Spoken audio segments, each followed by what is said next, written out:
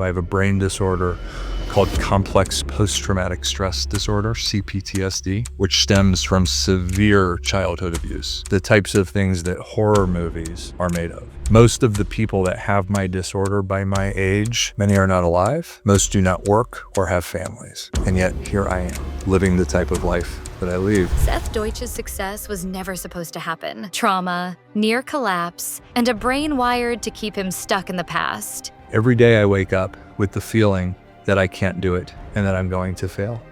And despite that, I just keep doing it because the life that I want to create is now in this next phase, building my own company and never again working for anyone else. A growth-driven leader with global experience, having led teams, acquired 40-plus companies, and scaled businesses from $25 million to $2 billion in revenue.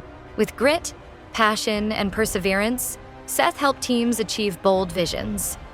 Because with the right mindset and the right people, anything is possible.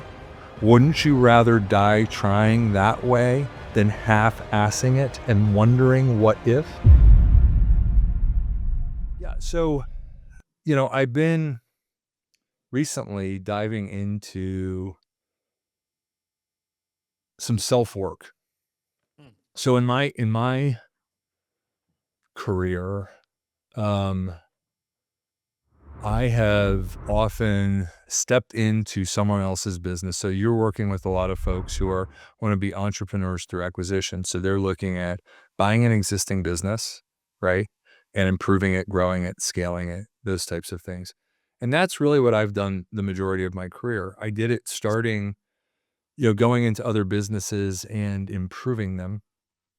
And then I started to do buy and builds where I was buying someone else's building or business or organizing the market in a different way, putting things together that already existed.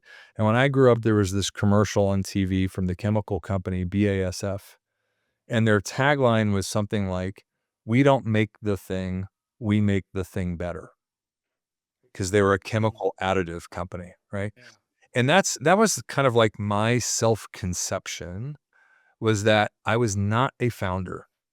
I was not someone who could start something from scratch. It's a narrative I told myself. But what I could do is I could spot opportunity with someone else's business, right? That had hit a wall, hit a ceiling, or there's something that I felt I could do to it that was unique. And so I would partner with founders or acquire other businesses or step into an existing business and improve it. And I did a really nice job of that. And now I've started my own company for the first time. And despite the fact that I don't think I can do this, I'm doing it. And it's quite interesting. So there's an old author, well, sorry, Robert, if I just called you old, but there's a really interesting creator, Robert Fritz, who in 1984 wrote the book, The Path of Least Resistance. Over time, he came out with a book called Creating. And then in 2016, with a co-author, he wrote a book called Identity, which I find very interesting. And the subtitle of Identity is Why It Doesn't Matter What You Think About Yourself. So now I'm going to read you something from this book, which I find very interesting. The self-esteem movement is about one thing and one thing only: identity. The theory is rather simple. If you don't think well of yourself, you won't think you deserve success. You would, therefore, somehow sabotage yourself, underachieve, thwart your best efforts, and live a miserable life. If you did have high self-esteem, you would bravely face obstacles, take risks, and be able to leap tall buildings in a single bound. You must, according to the self-esteem movement, think well of yourself or you will be doomed. It seems that many people in this movement have never read many of the biographies of successful people. If they had, they would be shocked to learn that the majority of the most successful people in history have had low self-esteem. Mariah Carey said, I've always had really low self-esteem, and I still do. David Bowie said, I have enormous self-image problems and very low self-esteem. Bob Dylan said, all I can do is be me, whoever that is. It's not just successful rock stars who have low self-esteem. So did Einstein, Hemingway, Churchill, Eleanor Roosevelt, Robert Kennedy, and Joe DiMaggio, Amelia Earhart, Edison, Elvis, Cary Grant, Alfred Hitchcock, Abraham Lincoln, Mother Teresa, Martin Luther King Jr., Beethoven, Walt Disney, and the list goes on. Now, I'm going to fast forward to Lady Gaga. Wasn't expecting that name. Yeah, Lady Gaga's ideal reality belief conflict. At the opening of the 2011 HBO production of the Lady Gaga Presents the Monster Ball Tour at Madison Square Garden, Lady Gaga gets a coffee at a neighborhood deli, says hello to some fans on the street, gets back into her limo, is driven past Madison Square Garden marquee with her name featuring in gigantic letters, wipes a tear from her eye, and says, "Look at that," to herself. Later in her dressing room, puts on her makeup, and looking into the mirror, she begins to cry. I just sometimes feel like a loser still, you know? It's crazy because we're at the garden and I feel like a fucking kid in high school. She cries some more and says, I'm sorry to the people in the room with her head down. Well, that's not crazy. It's simply that she's in touch with her real belief about herself. And look at all the evidence to the contrary. What this means, at the end of the day, you're talking to a gentleman here, like, I don't know how you found me. You probably read something about me or saw me on LinkedIn. And you're like, oh, that guy's done this, that, the other thing. I still do not think I'm capable of much. I don't have very high self-confidence. I don't have good self-esteem. I have actually very low self-esteem. I've never believed that I could achieve what I set out to do.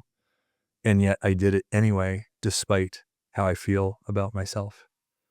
I'm now creating a company from scratch. This is something I've never done. Every day I wake up with the feeling that I can't do it and that I'm going to fail. And despite that, I just keep doing it because the life that I want to create is now in this next phase, building my own company and never again working for anyone else. That's how I want to spend the rest of my career, if I can be so lucky. I'm not sure that I can do it, but my belief about myself is not getting in the way of me doing what I feel I want to do. So anyway, these are the That's so types. powerful. No, that's so powerful because you're right. It's almost as if the biggest and most trending conflict that has been going on for the last, I don't know, 4 or 5 years has been or surrounded around identity, everything identity, and how you identify yourself and how you want people to call you and what you go by and who you actually are. And it's so interesting that you say that because that's actually something that I also struggle with. I also struggle with that is and it wasn't until, I don't know how, religious or whatever, and it's not like a religious story that I wanna bring up, but We can talk about whatever you want to talk about. yeah, it hit me, there was I was reading into I was reading the Bible and reading into, Jesus when he was it was the night before, they did what they did to him, and he was in the garden praying for hours, crying, like, "If there's another way, please do something different. Like, let there be another way, but if there is another way, let's do it. I'm all about with what your plan is." And down to he started sweating blood, and that's a real condition of extreme stress. If you look it up, it's an extremely stressful situation, and it hit me then. I started studying, and someone told me, he's like, "There's literally no difference between your feelings and how you would have felt and how he felt. The only difference is that he continued and did it anyway." And, what you were just saying just reminded me of that, of, like, I can't imagine being that afraid 'cause, like, someone said the difference between courageous people and non-courageous people is not the fact that they don't feel the fear, is that they just do it anyways. So I'm interested to see how that's actually how you're going about playing that out. Current reality, desired outcome. What you feel about yourself doesn't matter. That you move forward does. This is the notion of structural tension. As founders and entrepreneurs, we all feel it. As creators, you're creating a company right now. We all feel this. Jimmy Iovine had a great quote in The Defiant Ones. Have you ever watched that documentary? No, Do you know who Jimmy Iovine is? I don't. Do you know I who feel like I Dr. should. Dre is? Do you know who Dr. Dre is? I do. Do you know who Snoop Dogg is? Yes. You know who Eminem is? Yes. Grew up listening to him. Okay. For better or for worse. It's all good. Listen, it's all good. Have you heard of Beats? The headphones, yeah. Yeah. You heard of Apple Music? Was just using it before we hopped on here. Go watch The Defiant Ones. Jimmy Iovine I think he dropped out of high school, was a sound engineer, was working on one of Bruce Springsteen's albums. Bruce took a liking to him. He became one of the most famous music producers in the world. Death Row Records, Interscope Records, all this stuff. Jimmy Iovine, right? Discovered Dr. Dre. They became partners, right? And so anyway, then when they left the music industry, they went and founded Beats headphones together. And then they sold that and they're on Apple Music. So it's a story of him, but it's a story of also their collaboration over time. I think it's in the 4th installment of The Defiant Ones. He says, make fear a tailwind, not a headwind.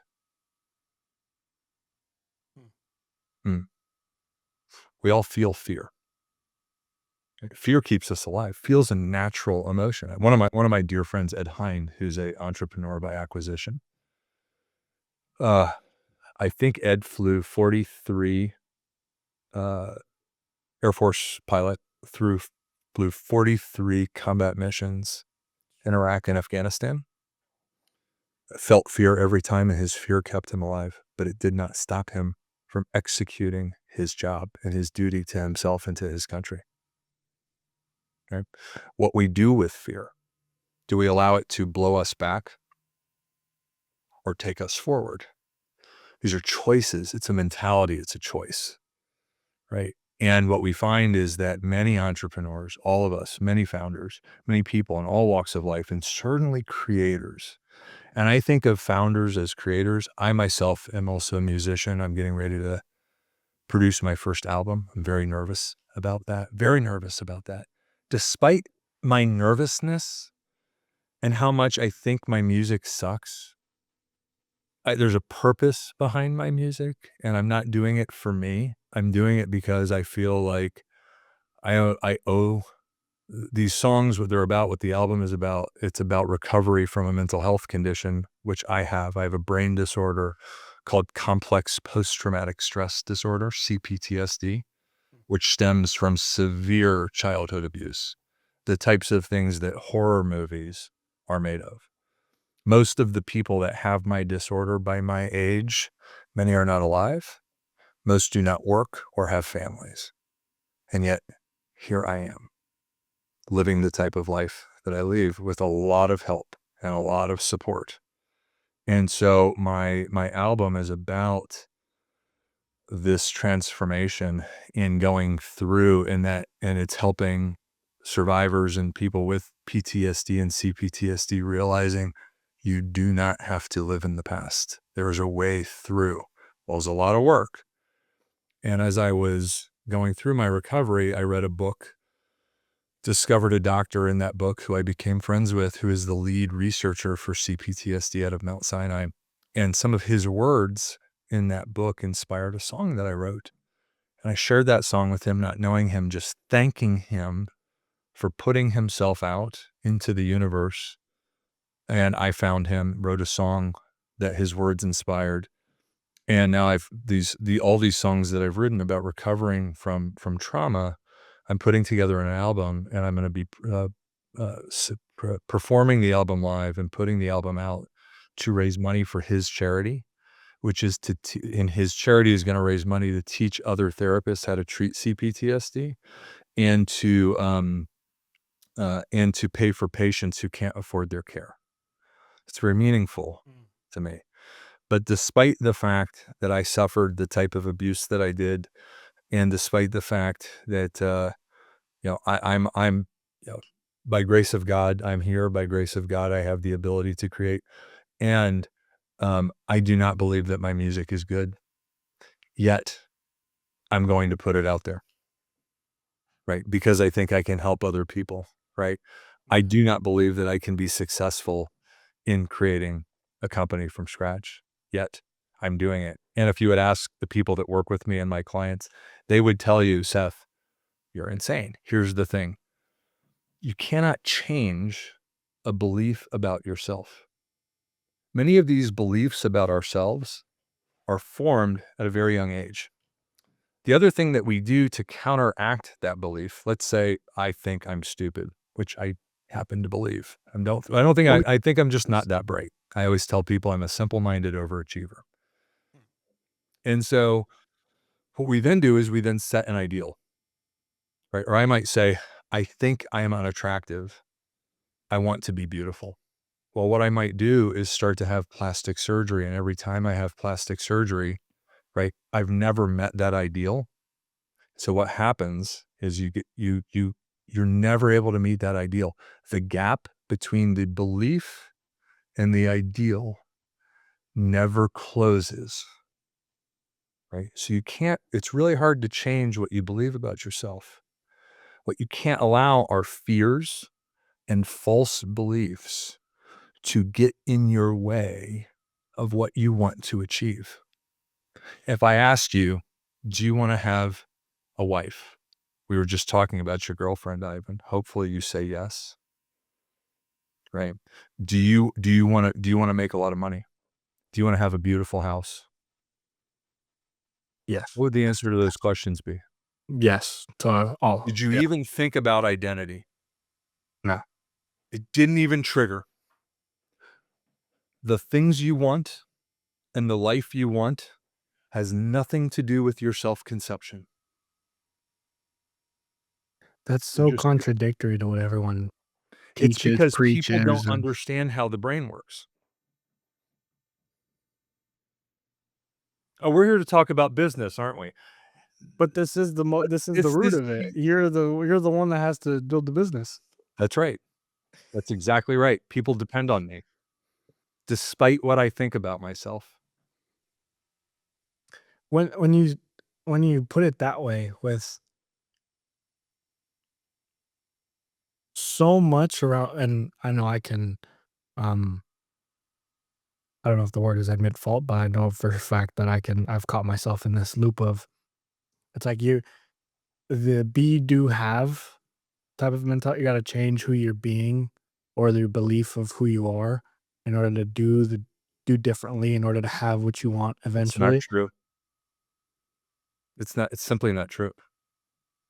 Science proves that it's not true. There are lots of people that promote these things because it's actually quite a Western philosophy. It's a Western manifestation. It's funny because you were talking about identity earlier and you were relating it to, like, let's say, pronouns, things of that nature. Here's something that we don't think about in the United States.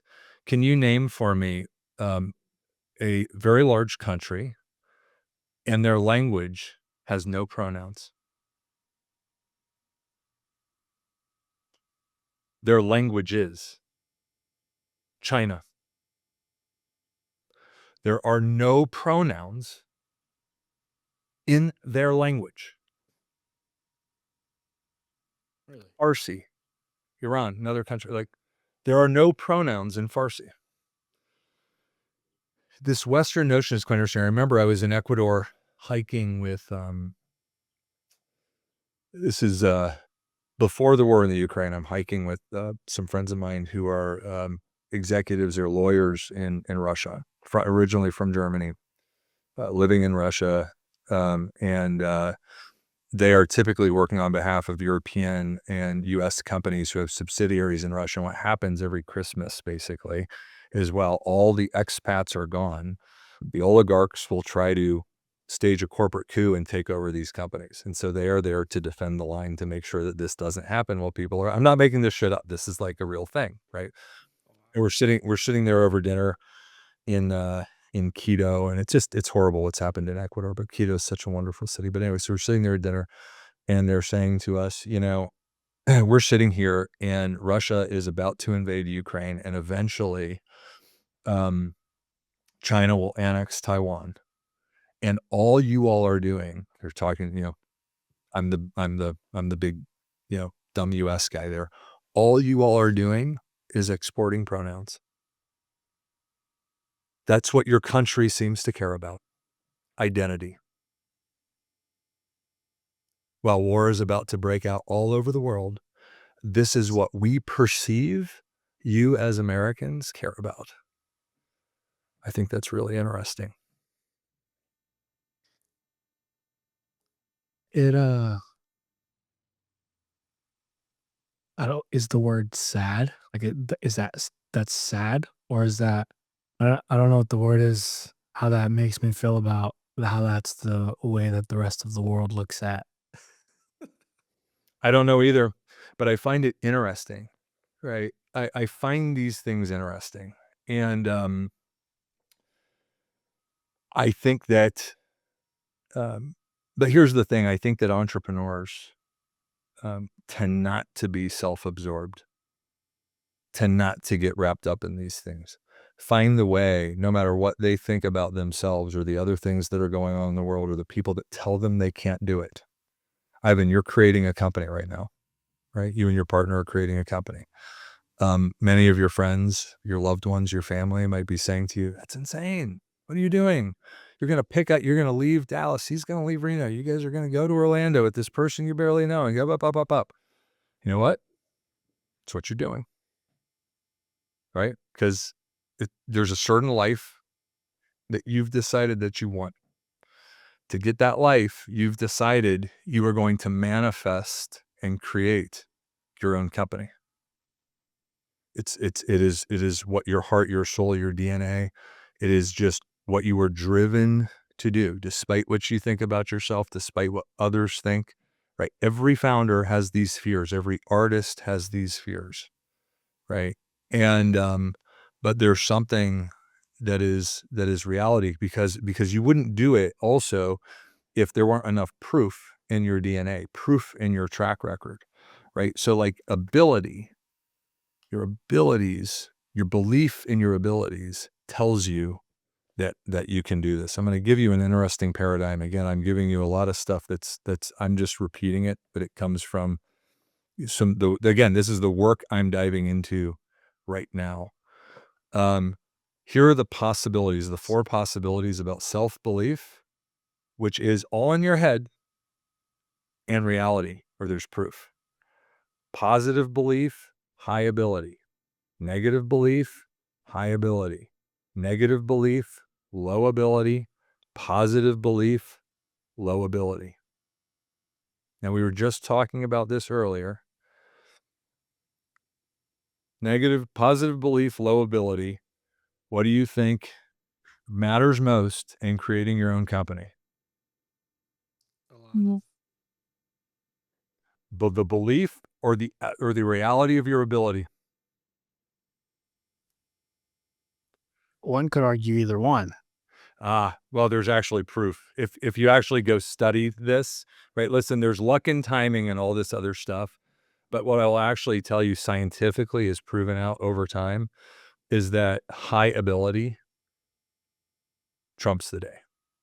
Now, what we often find is that then leaders are separated into 1 of 2 categories. People that are actually able to really successfully create companies tend to actually have high ability. Right? Now, they might learn along the way and you might stumble along the way. So you have to be really good at learning. One of the things with starting a company, right, or buying a company that you've never run before, guess what? You're going to make a lot of mistakes. Entrepreneur to acquisition. I mean, I remember the first time I was a general manager. I had gone from being a sales guy. I was a really good sales guy.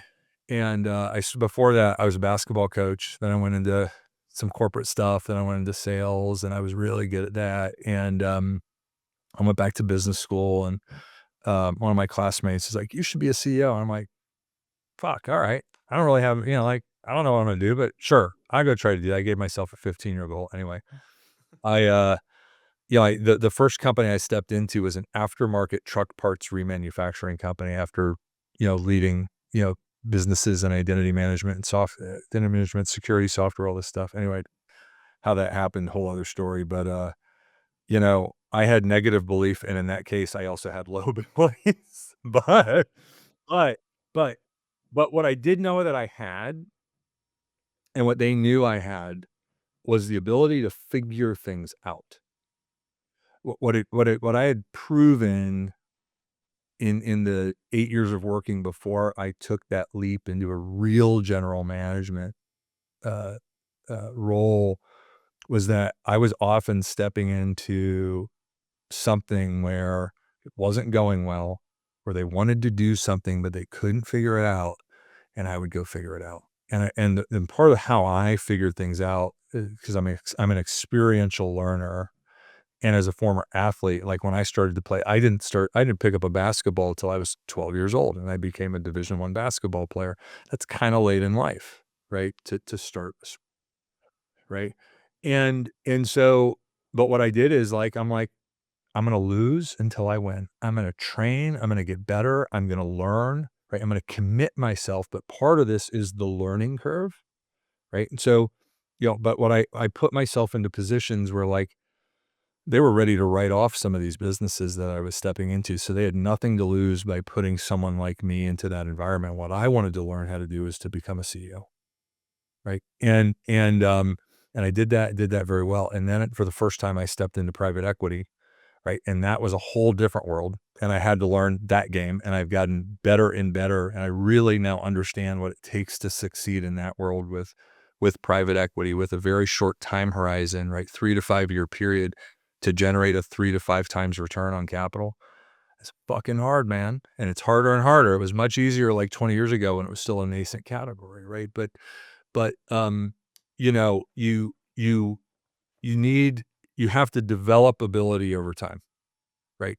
You're not gonna be great at something at the beginning, but you reach a point in time, I think, when you kinda launch into the entrepreneurial sphere, when you start your own company. Here I am at 50, starting a company. I've never started something from the ground up. I at least have the proof of my ability in the past to hopefully say, "I can do this even though I don't believe I can." But what we typically find is that people that have negative belief, high ability tend to be leaders that have a bit more humility and low ego, humble, hungry, and smart. Then there's this other category, which is positive belief, high abilities, which are people that are kinda in love with themselves, which is fine, and have high ability. They tend to be kind of those egomaniac, you know, CEOs, but the likelihood of succeeding in an entrepreneurial endeavor and starting a company or executing buy and builds, even if it doesn't matter if you think you're God's gift, but you have, like, really low ability, it's gonna be more challenging. And so what actually matters scientifically, if you take a look at this over time, right, is that ability, reality, not what you think about yourself, reality, proof. That matters more and more. When private equity comes and bets on an entrepreneur, listen, they might do a psychological profile on someone to understand what their self-conception is, right? But usually, what are they taking a look at? Track record. They're betting on ability. That's it's and it's like we all know that, but we don't because the belief is so romanticized. It's the underdog who believed he could and somehow got magical powers in the 4th quarter of the Right. game, and Yeah, and listen, sometimes that's reality. What I would say is, you know, I think maybe it's self-selection, but most of the founders that I talk to have low self-conception. It's part of what drives us, part of what drives that underdog as well, right? Like, it was part of for me when I was become every time I've become something new, right? Which has happened a number of times in my life. I've reinvented myself a number of times or decided to go in another direction. I hoped that my abilities would translate over, right? That was the hope. But anytime I'm making that pivot, I'm making a big bet. And the older I get, it's why now, this stage in my life, I just turned 50 and I've got one final test of being 50. I've got to see if I can still dunk a basketball. That's happening in a few days. I'll report back, Ivan, if I can still do it. I got a whole bunch of people telling me, "Don't do it. You're going to hurt yourself." Right? But this is a bet I made with myself when I was 19 years old. Right? So like now, here's the thing. I don't care if I succeed or fail. I mean, I'd like to succeed. I think I can still do it. I think I've kept myself in shape enough that I can still do it. I hope I can. If I don't, I don't. I'm gonna have people there recording this, right? There's gonna be evidence, not self-reporting, right? But like when I went from being a basketball coach into business, um, man, that was a big leap. Right, and then I went into I was in oil and gas, then I was in software, then I was manufacturing, then I was professional services. Every time I started over, someone was taking a chance on me, and man, that was a big leap of faith on my part and their part. They were betting that these other previous experiences would somehow translate. I will tell you, I don't experiment anymore. I don't go in to do things I haven't done before. Now all I focus on are professional and blue collar services because that is where my skill set, my network, my expertise lies. I'm at a stage in my career where I'm not going to take a chance on a new thing because I only have so much time left and I've perfected my craft, right? And so, you know, I'm following my abilities. Now, as much as I've done in my career and, 70 acquisitions, 4 exits, all the crap, right, that we all put out there and blah, blah, blah. We won't even, whatever. The stuff Um, that'll be in the intro. Yeah, yeah, after the whatever. bit It's like or it's like yeah. it's like the stuff, right, that whatever. What I will tell you is that, again, still sitting here today, I have low self-esteem. That's never changed. How now? Because I think there's got to be a line or a thin line to where maybe the negative self-esteem starts becoming to your detriment. There So is. There's certainly an unhealthy balance there, right? There is.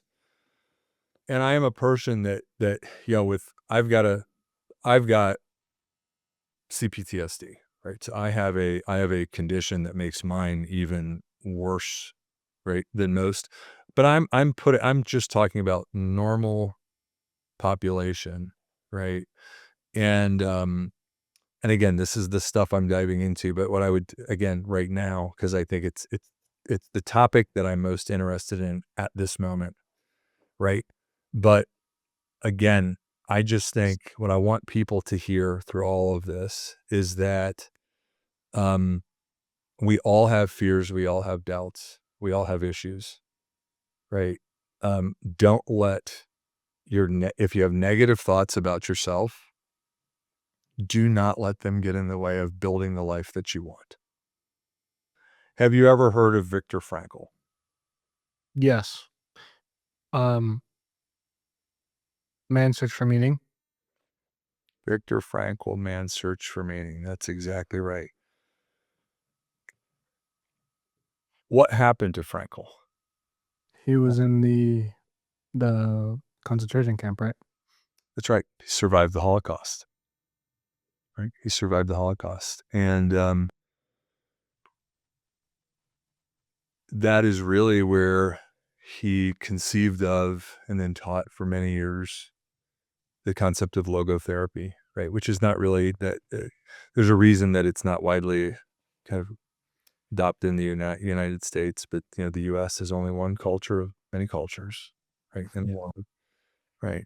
Um, but the whole concept behind logotherapy is to provide meaning and purpose in your life, even amidst or despite suffering, right? And so if you think about what Frankel went through, all Holocaust survivors went through, and then um, the creation of, logotherapy and how many people that has helped to help people, find their purpose, find their meaning, lean into, again, a lot of it ties back to some of Fritz's work and others, right? But to really ask yourself, despite what you believe in yourself, or despite real things, real horrible things that have happened to you or to those that you love or in the world, right? That you can still find meaning and create, right? So despite these horrible things or despite what you think about yourself, and Frankl talked about an extreme example. This is an extreme example, right? The things that he and other Holocaust survivors lived through, right? And what they went on to do with their lives despite what happened, right? That's an extreme case. So as we're sitting here talking, I'm talking about, negative self-esteem or low conception, et cetera. And again, back to the fear and tying that back to, uh, uh, you know, make fear a tailwind, not a headwind, these things. It's just to say that, uh, you, if you've got the ability and the drive and the desire, we're talking about business, right? Like, we're not talking about like rocket science or anything else. Maybe it's just an HVAC company or a plumbing company or electrical company or a vet clinic or a bakery or whatever, or an accounting firm. Like, we're not talking about like, reinventing the world here. But all I'm saying is that you can do it despite what's happened to you and despite what you think about yourself. And that what I'm encouraging you to do is and others to do if they have these feelings, which is natural and normal. We just don't talk about it very much. And I'm not saying don't work on those things. Well, I do a lot of work on myself. What I'm saying is that despite those things, you can achieve what you want and build the life that you want. I think what would help a lot of people just thinking through it is there's um, I'm learning there's two different types of people in business, the very analytical, numbers, etc. Got to be a system, an operation, etc. Then there's the creatives that view it as a vehicle to like art, essentially. And it's like you said, a craft. I can see how I don't like using the word soft stuff, but the stuff that's a bit more woo woo and not as tangible as a number, like you say, the work, for example. Because I distinctly remember having a friend of mine for years who'd always tell me, "You got to do the work. I'm doing the work. I'm doing the work. You're not doing the work. I can tell you're not doing the work." And it would always feel like I'm bashing my head against the wall. Like, what does that even mean? If I'm more of a operational analytical guy in business, or I like having a tangible framework to something, like what does the work actually mean if I'm Hmm. an entrepreneur, Well, if I'm in business? it depends. Like, and it's funny. We're all different, right? So I have a friend uh, who has this mentality that it's not her, it's you. Oh my God, do I wish I could have this self-conception. Like, if something goes wrong, there's no way it's it's her. Actually, a friend of mine coined this phase and I turned it into a song, often wrong, but never in doubt. Right? Like, that's a fascinating way to be. And like, that philosophy is here, I'm here. This person happens to be an accountant, by the way. Well, it's quite interesting though, right? It's quite interesting. So like, I think that but I think here's the thing, like, when you're a creator, when you're most people that start a company, like, or you buy a company and you're gonna transform it into something, and EOS talks about a lot of this. There are a lot of frameworks that talk about, like, visionary integrator, right? Types of things. And so it doesn't like, we see founders come from many places. Like, I mean, I was a basketball coach, but my educational background is not in business. My educational background is in war studies, right? Yeah.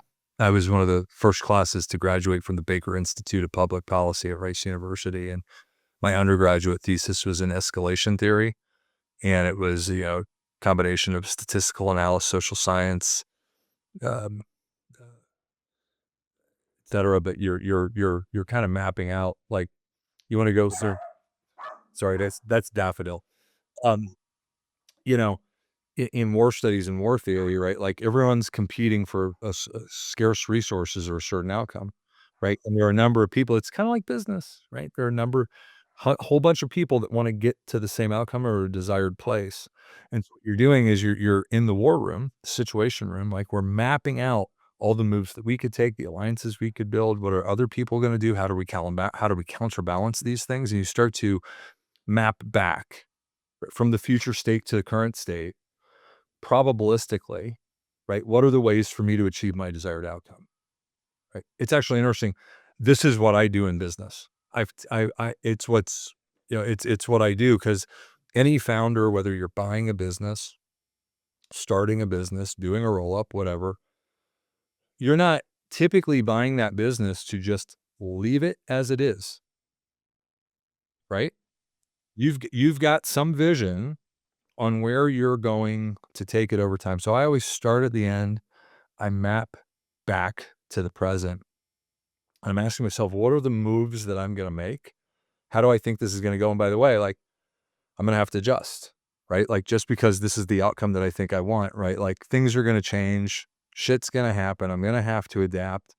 But, and then along the way, what I've learned to do is, I'm good at, like, casting the vision, having the big idea. I've become really good at, it's not even necessarily math, but I've become really good at cash management over right? And, like, a lot of the businesses that I'm involved in, math is kinda simple.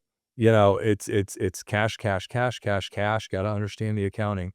But, I build around me a team, right, that I don't have to be everything. What I do is I understand myself very well. This is part of doing the work, right? I've taken time to really understand what I'm great at, and I've stopped trying to work on my weaknesses. All I do now is lean into my strengths, and my weaknesses, I hire around them. It's also, part of, what translated for me into being able to do this is I was a high level athlete. I was a Division I basketball coach, right? I build teams. Mhm.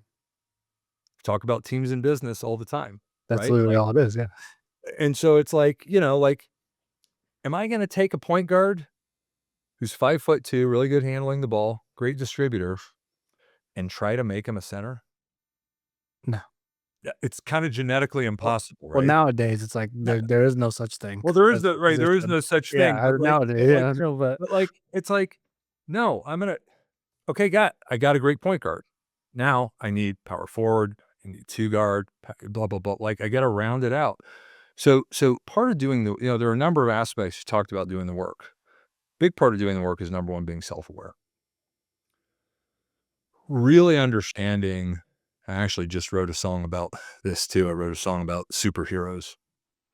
But understanding your superpower, and, when you go to do great things, you can think about whichever universe you live in, DC or Marvel or some other alternative universe. Come here, come say hi to everybody.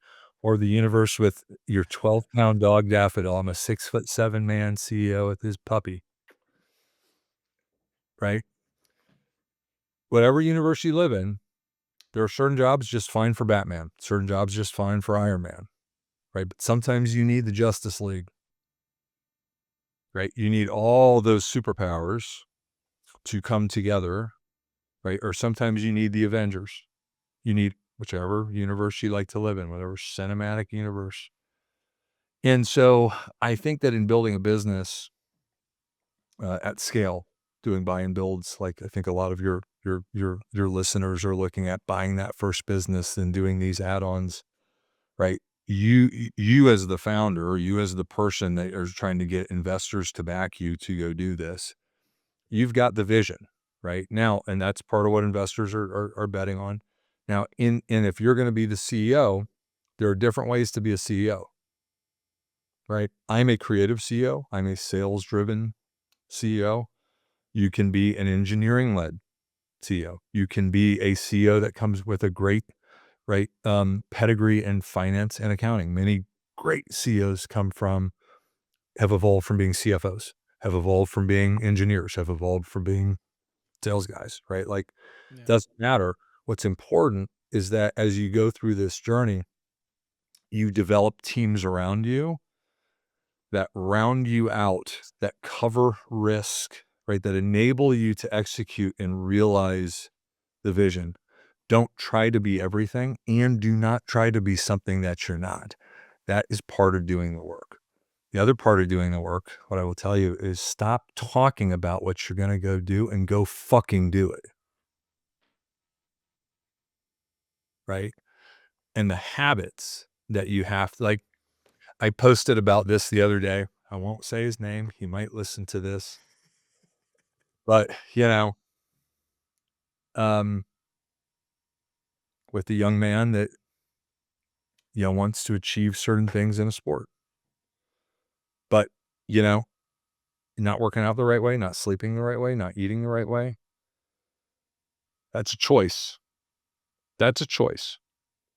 Um, if you really want that and you really want to become top 10 in the world, it's possible that you can get there eating McDonald's, partying all night, not sleeping well, not putting in the work.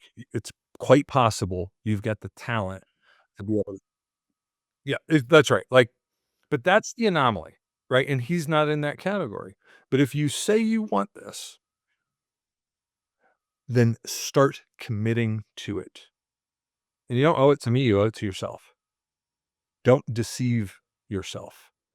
And so, like, do the things, put in the work. What will happen, unfortunately, to a lot of people is they will squander their opportunity, they'll squander their potential, and they won't realize how fleeting time is and how fleeting opportunity is. And the thing is, you get to my age, and let's say you're 50 now and you didn't do the things that you wanted to do back then, that opportunity might pass you by. That moment might pass you by.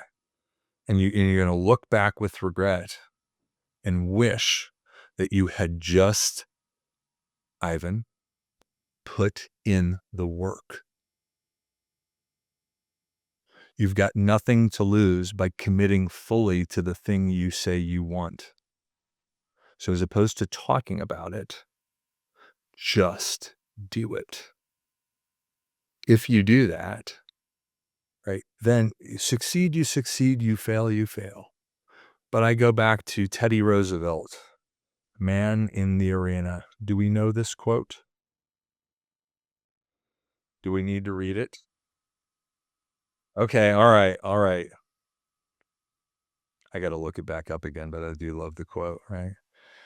It is not the critic who counts, not the man who points out how the strong man stumbles, or where the doer of deeds could have done them better. The credit belongs to the man who is actually in the arena, whose face is marred by dust and sweat and blood, who strives valiantly, who errs, who comes short again and again, because there is no effort without error and shortcoming. But who does actually strive to do the deeds? Who knows great enthusiasms, the great devotions, who spends himself in a worthy cause, who at the best knows in the end the triumph of high achievement, and who at the worst, if he fails, at least fails while daring greatly, so that his place shall never be with those cold and timid souls who neither know victory nor defeat. Do the fucking work. What do you have to lose by leaning in and doing everything you can to achieve what you say you want? Wouldn't you rather die trying that way than half-assing it and wondering what if? I don't know. Cold and timid souls. By the way, my partner DJ is finally here. You want to meet him halfway through? I'm gonna get him. I'm gonna let him in the lobby. Hey guys, sorry for jumping in late. I didn't want to kill the flow of the pod, but We're talking about he just read the one of the all-time quotes, "The Man in the Arena." I love that. I love that. Yeah, a lot of these pods, there's no direction they have to go, so it's fun when it goes in, interesting. Because it's obviously the theme of the show is business, but then we find some of the most interesting conversations we have go completely in the left field. And I usually tell whoever's here is that the more conversations we've been having, it's almost as the more. I know you're like, well, track record is the accolades, whatever. Like, who cares? But I guess the bigger the track record and accolades kind of go, the less they talk about business, and the more they talk about everything else that supports actually being able to run it. Because, sometimes, we like to talk about the accolades, but here's the other thing, right? Like that's all done through others. It's just like coaching. Like when I made the pivot, I remember I talked to people about this a lot. When I made the pivot from playing basketball to coaching basketball, right? The big thing that you realize is, you know what? You can't step on the court. Everything is done through others. All you can hope that you have done is prepared the team, put together the team the right way, develop them, but you got no say in the execution. In businesses at scale, guys, that is the truth, right? Your job is to set the vision, right? To enable to hopefully, field the right team, et cetera, but you have very little control of the outcome. Wonderful. Yeah, that's what I've heard. Also, to comment on that, I'm also a basketball player turned entrepreneur, and lifelong. I spent 23 years basically trying to play. Had some injuries towards the end of the career that cut it short, but yeah, typical guy. It's like, oh, I would have been in the league, but but it's not actually the case. But yeah, basketball is. I liked your analogy of like, as stepping from player to coach. As a coach, you don't get to put your boots on the ground, and you really have zero control over the actual execution. You can just set the strategy and put the pieces in place. That's pretty cool analogy. I've learned to understand that. I tell you what, just for shits and giggles, and I don't know if you can hear. Tell me if you can hear this or not, but I'll play you a snippet of the song. So this song is called Superhero. And, I was conceiving of, we were talking about superheroes earlier, right? And I like superhero mythology because a lot of superheroes are products of trauma, right? And a lot of entrepreneurs are as well. A lot of entrepreneurs have something that happened in their past that's like driving them to achieve, right? So despite these things that have happened, there's a lot of achievement. But when you look at a lot of superheroes, they are not so happy when they come home from superheroing, right? Bruce Wayne, not so happy, right? Thor, get drunk, not so happy, right? Bruce Banner, the Hulk, not such a happy dude. You know what I mean? Yeah. And I don't think life has to be like that, right? And so I think we can evolve and we can change. And so that's what this. I know you're a hero, not a villain. I know the voices talk to you. Who do you turn into when they're calling? Who slays the dragon for you? When you come home from fighting, where do you put all your rage? And who more do you hate? Yourself, your fate, or decrepit state? The world was here long before you came, and when you leave it will be here all the same. Take those powers, superhero, turn them on yourself.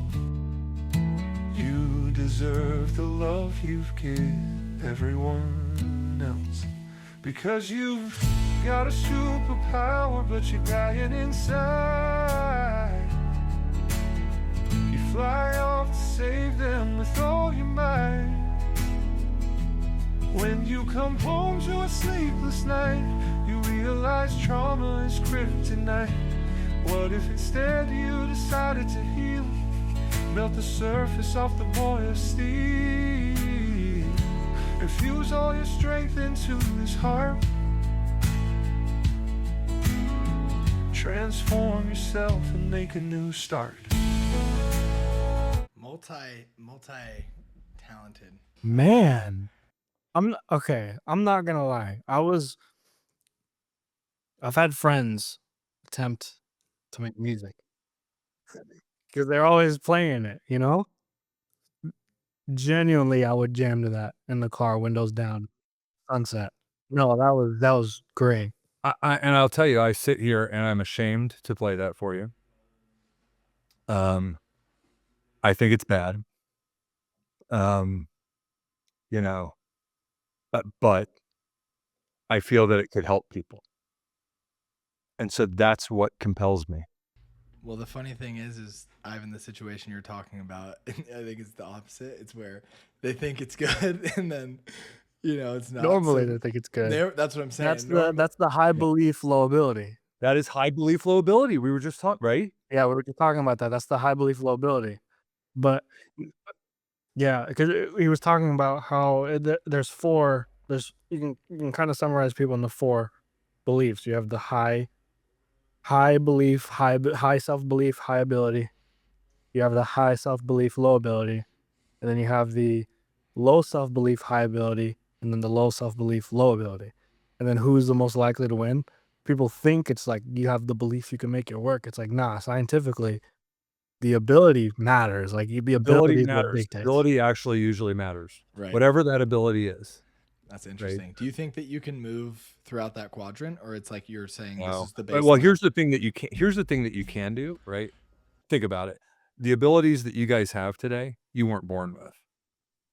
You developed, right? You developed, right? And so what I'll say is that ability can be developed, right? Like DJ, I literally remember the first time I picked up a basketball. I was 11 years old, right? I was at a camp and I was always very tall, and they put a basketball in my hand and they told me I had potential. All they meant was you're tall. All I heard, right? All I heard, because no one had ever said this to me before, is that you have potential. And I knew I sucked, right? But I said to myself, I'm going to become a basketball player. Now, so I went back from that summer camp and I came home with this desire, and I'd never played a team sport, anything like that. I tried out for my middle 7th grade, basketball team, and I just dedicated myself to becoming an athlete. And it was partially my salvation, got me out of my situation. In addition, I was also blessed with a work ethic and a little bit of an intellect, but it's what I wanted. And I was at an all boys scholarship on an all boys prep school, and I came home and I'm like, I'm transferring to the local public high school because they make champions, and that's what I want to be. And, I was there every morning before school from 6 a.m. to 7:30 a.m. doing dot drills, tennis ball drills, like developing my hands, developing my footwork, all this stuff, right? And so, like, I started with very low ability, DJ. Now, I got injured in high school. It's part of what dropped off. I had 3 surgeries in high school. Still went on to play, in Division I, not high level, but I still made it. Where'd you play at? I played at a small Division I school called Rice University. Okay, yeah, I'm familiar. Yeah, that's why every smart kid in Dallas dreams of going. That's funny.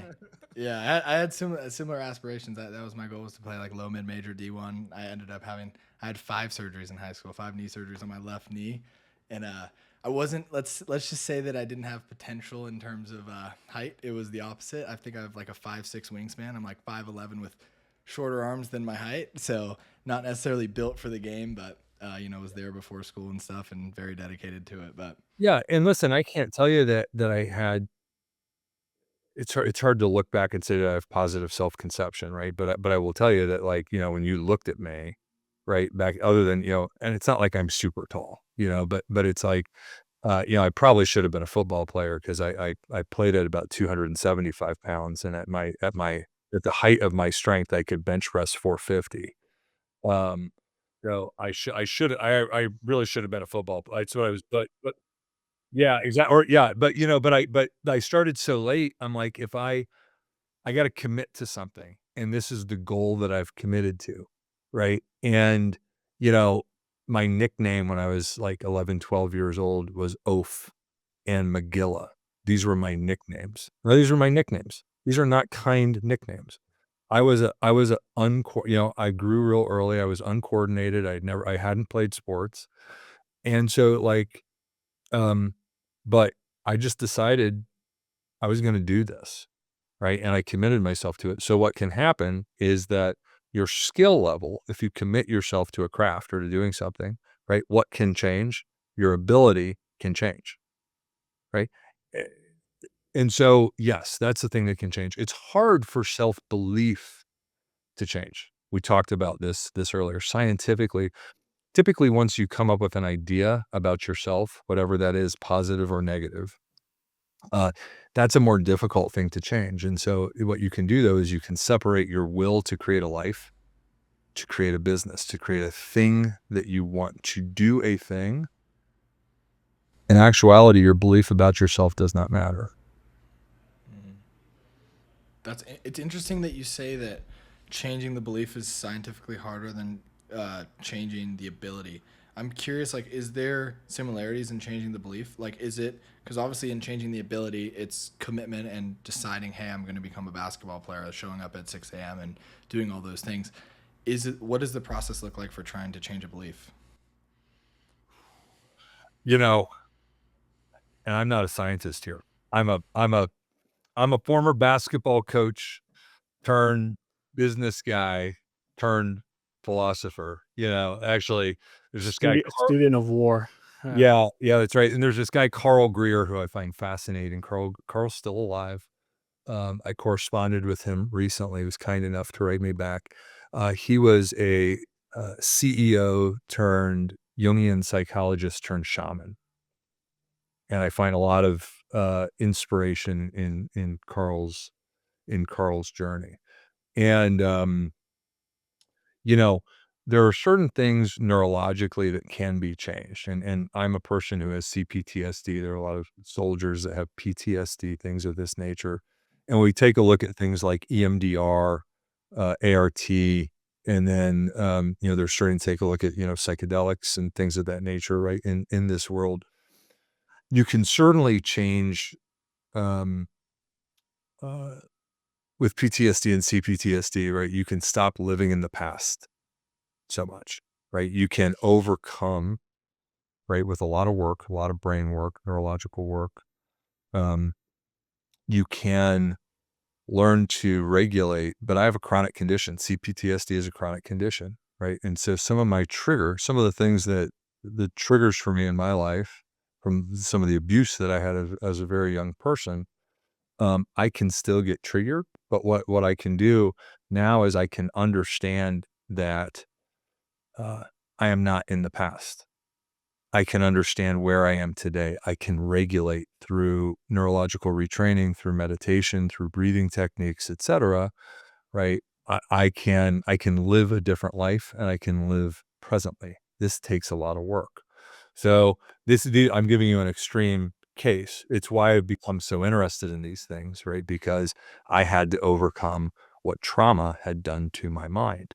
Most of your listeners won't have to, God willing, won't have to deal, right, with these types of things or the types of things that soldiers deal with PTSD.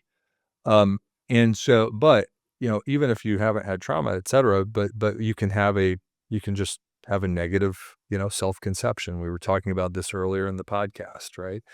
Um, those negative self-conceptions are hard to change. Here's why. We talked about this earlier, and you guys can go back and edit all of this, right? Sequence it however you want. But what happens is when you have a belief, positive or negative, let's say it's a negative belief, typically that is also offset with an ideal. Right? So I might think that I am ugly. And I have set in my mind an offsetting ideal to that belief. This is what beautiful looks like.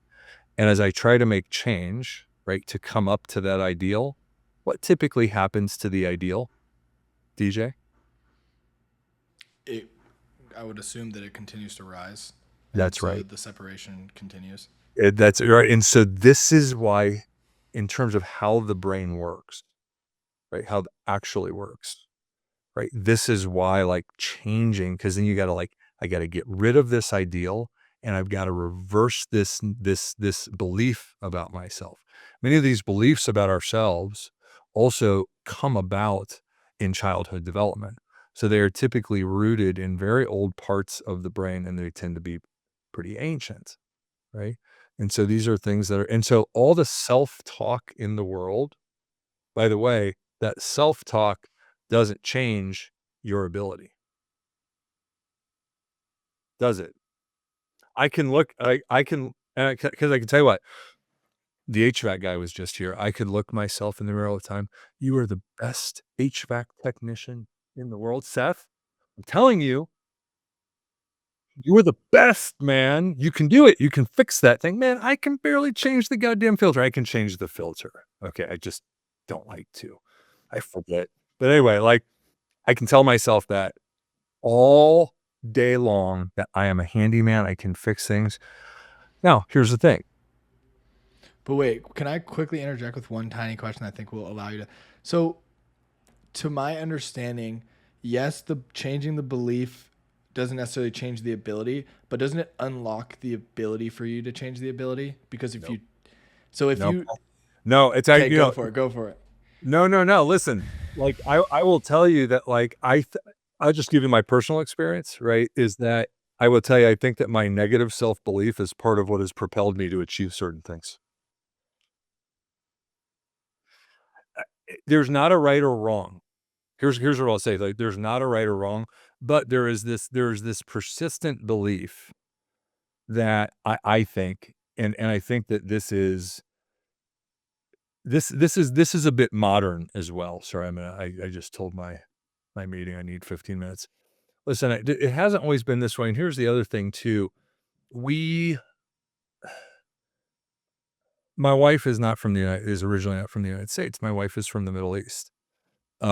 And she's from Persia specifically, right? And so, like, I sometimes forget that, like, she comes from a very different world, thinks a very different way. I spent from the ages of 23 to 40, I mostly worked outside of the United States, right? And the business that I ran at AECOM, we had operations in 80 countries, by the way, right? So, what I would say is that, like, a lot of these notions about identity and self-belief are Western manifestations,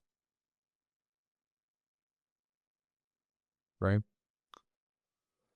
So, um, and so I think, as you search philosophy, science, neuroscience, I started to love these things because I made a decision to change my neurology, right? To change the impact that trauma-informed neurology was having on my life. It's how I really started to dive into these things, right?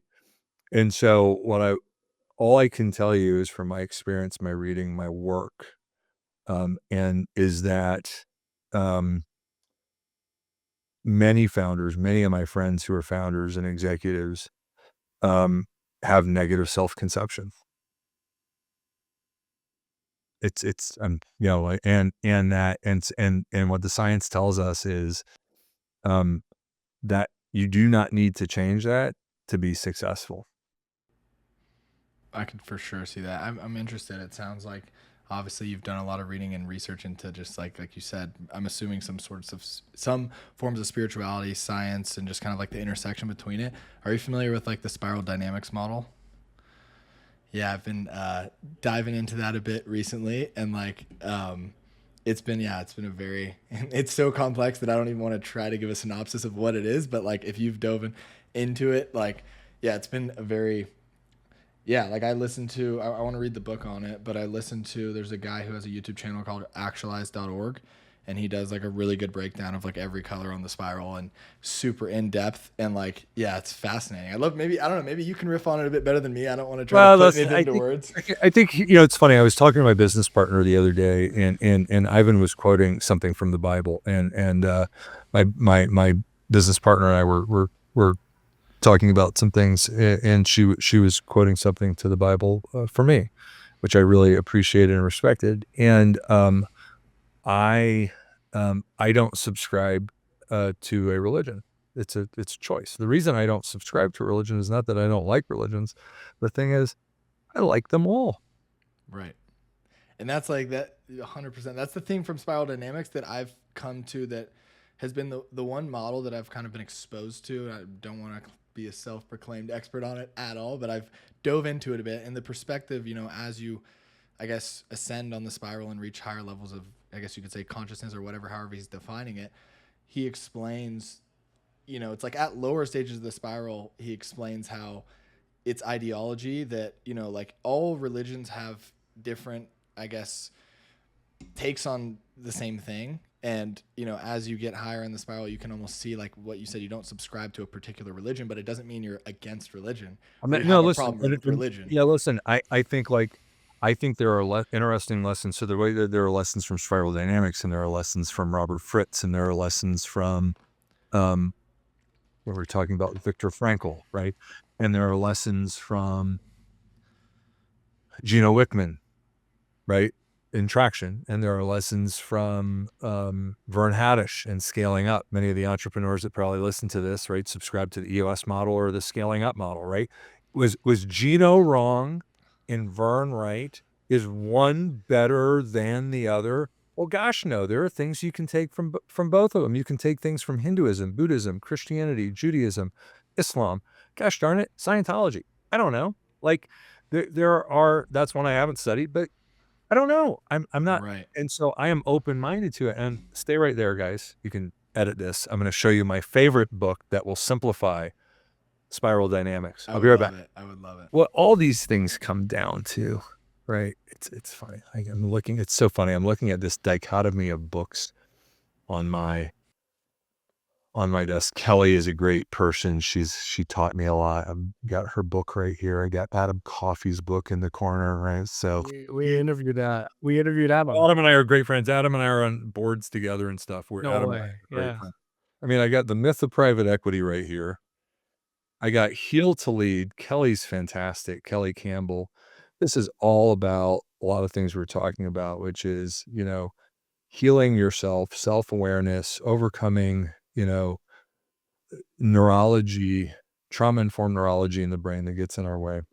Then I've got Mastering the Rockefeller Habits here on my desk. And I have probably one of my favorite books, a book I go to almost every morning. Big Panda Tiny Dragon.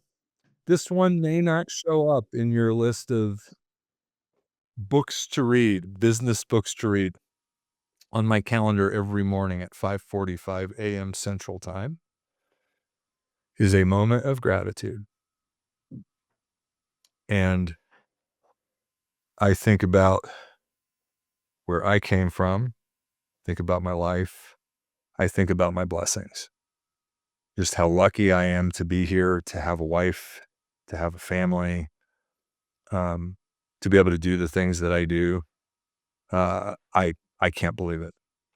And I make sure that I take a moment to reflect. And if I have a hard time finding something to key in on, I flip to a page in Big Panda and Tiny Dragon. Just flip to one. This happens to be page 42.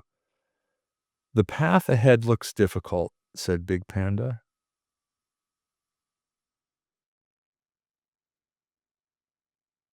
I'm feeling gratitude right now. No matter how hard it gets, said Tiny Dragon, we'll face it together.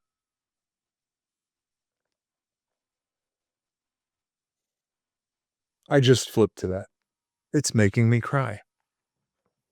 This is just me, guys. This is right. And and whoever else watches this, I guess.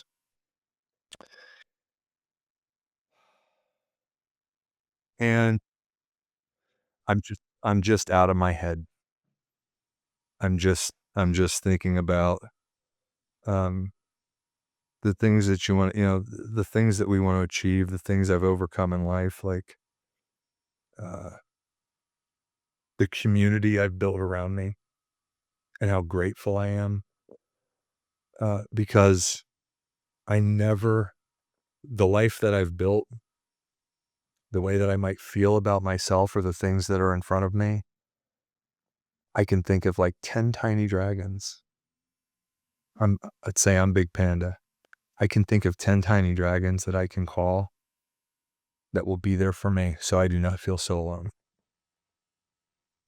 And that will help me gain perspective and bring me out of myself or bring me out of a spiraling pattern of negative thoughts that get in our way. So we're talking about spiral dynamics and all of these things. And I would say that, you know, um, understanding yourself, we were talking about this earlier, Ivan, right? Like, I think that understanding yourself, understanding your strengths and weaknesses, understanding the life that you want to build, the life that you want to have, the things that you want to do, surrounding yourself with great people and remembering to be grateful, right? To give thanks, to not take anything for granted, is important despite what you might think about yourself, right?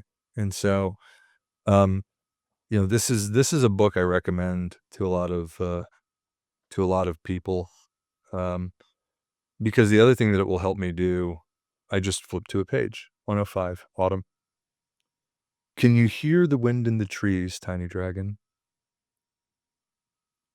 That's nature's way of telling us to take a moment, to stop, to breathe, and to just be.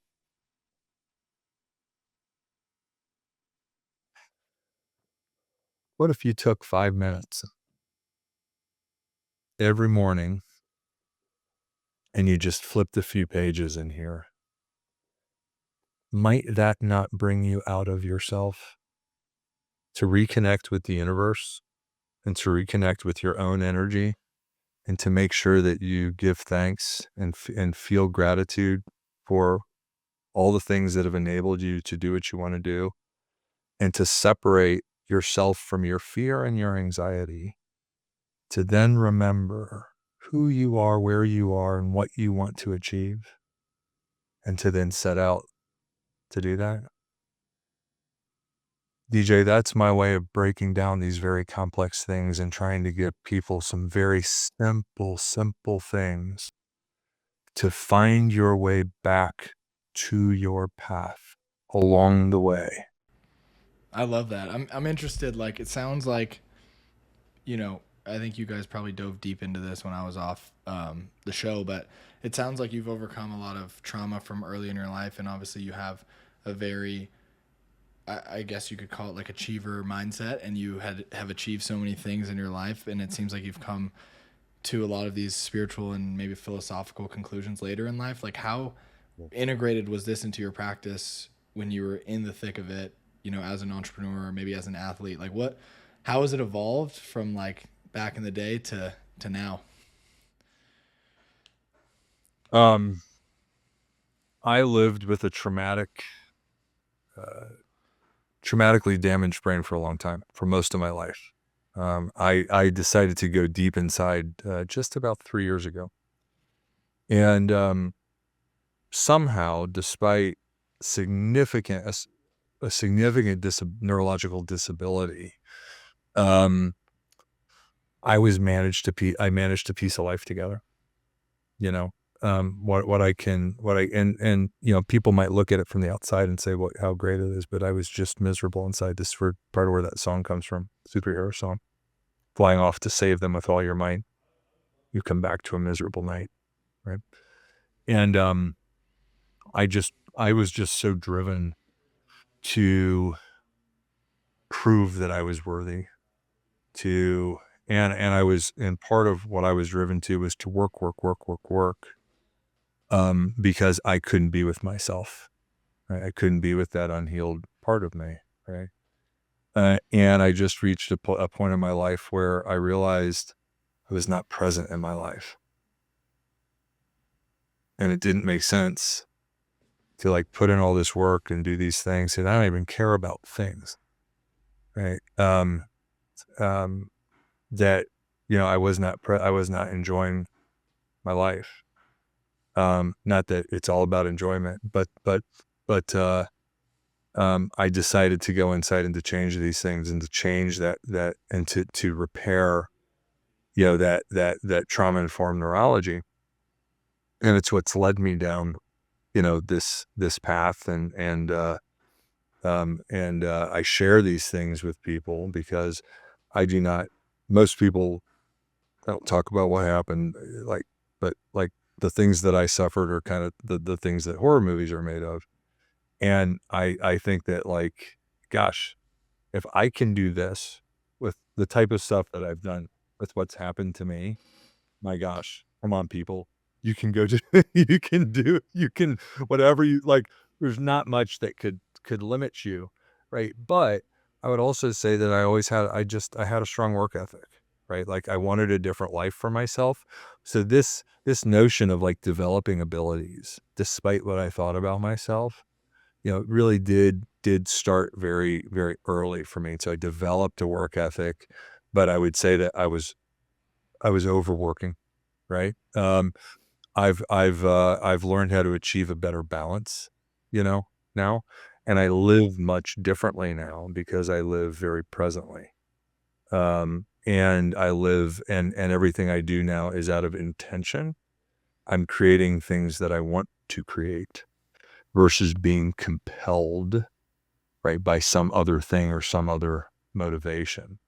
And, uh, and so anyway, I think I like to share these things because I think that trauma or not, when you really start to talk about these things, you will find that many of us share a lot of the same fears, share a lot of the same tension, right?